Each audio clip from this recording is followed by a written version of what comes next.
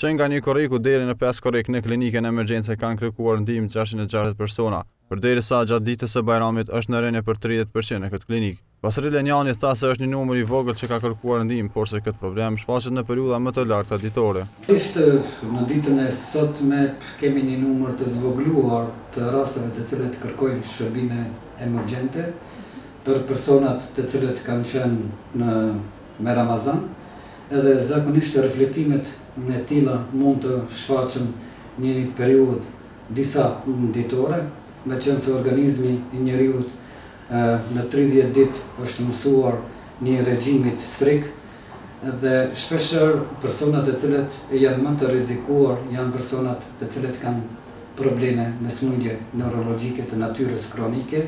Përderisa Ibrahimi Agjerusi rregull tregon se nuk ka pasur asnjëherë probleme të tilla pas festës së Bajramit. Në xherim mas xherimit s'kam problem. Për me fundimin. Drejtë ndërrejtë. Gjithë çështë. Kurse ne mos ndajmë.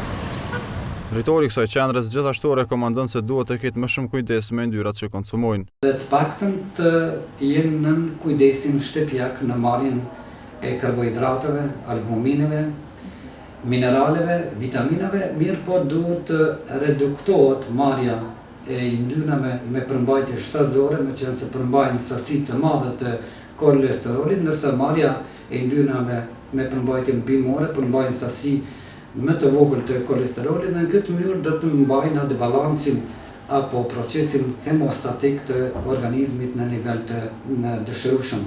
Ai thotë se rastet me probleme shëndetësore paraqiten zakonisht pas një jave nga festat e Bajramit. Ai ka bërthirrje të gjithë atyre që kanë agjëruar për një muaj Ramazan që të ushqehen me ushqim të lehtë për shkak të përshtatjes së organizmit me rutinën ditore të ngrënies.